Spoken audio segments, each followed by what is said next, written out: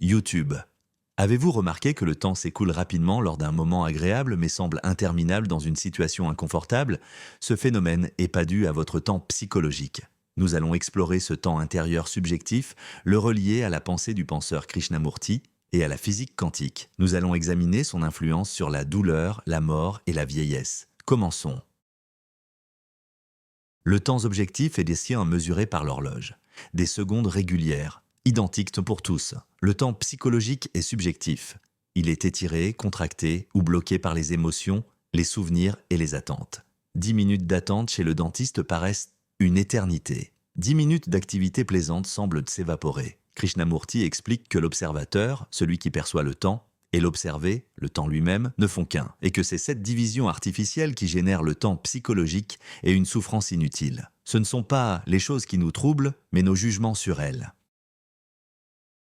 Le temps psychologique dépend de l'histoire personnelle. Peur, désir, expérience passée, quelle alliance passée. Deux individus, face à la même situation, perçoivent ça des durées différentes. Lors d'une soutenance d'examen, 30 secondes semblent 5 minutes pour l'anxieux. A contrario, une réunion réussie de 2 heures passe en 22 minutes. Une piqûre dure objectivement 2 secondes, mais subjectivement, une éternité, l'esprit anticipant et amplifiant la sensation. Le parallèle avec la physique quantique est saisissant car la présence de l'observateur modifie l'observé. De même, Krishnamurti précise, l'observateur est la douleur elle-même. En vérité, la douleur est soit supportable, soit mortelle. Si supportable, supportez-la. La joie accélère le temps, la peur ou l'ennui l'étire, l'impatience crée un intervalle insupportable. 1 heure de cours ennuyeuse équivaut à 3 heures ressenties. Les jours avant des vacances paraissent interminables. À 20 ans, une année représente 5% de la vie. À 80 ans, 1,25%. Mathématiquement, le temps va plus vite avec l'âge.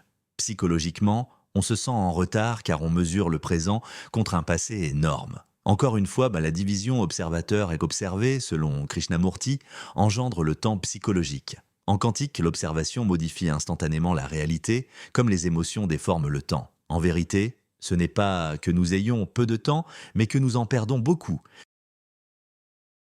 La plus grande part du temps psychologique se déroule hors du présent. Regret du passé, appréhension du futur. Lors d'une insomnie, le corps est au lit, mais l'esprit voyage entre « pourquoi ai-je fait cela hier ?»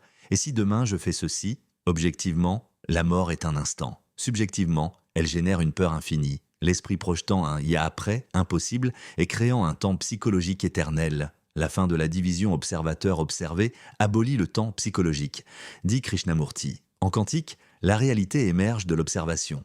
La peur de la mort est ainsi autocréée. La mort n'est ni bien ni mal, c'est un processus naturel. L'horloge impose un rythme, l'esprit résiste. Pas encore prêt ou trop tôt? Exemple simple. À 28 ans, la société exige mariage, enfant maintenant. Le temps psychologique objecte « je ne suis pas prêt ». Cela peut générer du stress. Une douleur constante étire chaque seconde par l'attente de soulagement.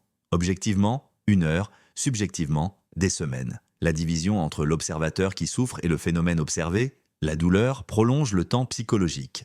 De même, en physique quantique, le simple fait de regarder quelque chose le change. Concentrez-vous sur ce qui dépend de vous, votre attitude face à la douleur. Le temps psychologique fabrique passé et futur, étire la douleur, dramatise la mort, accélère la vieillesse. Faites l'expérience vous-même lors d'un moment qui vous semble long, file d'attente, douleur. Notez, c'est mon observateur qui crée ce temps.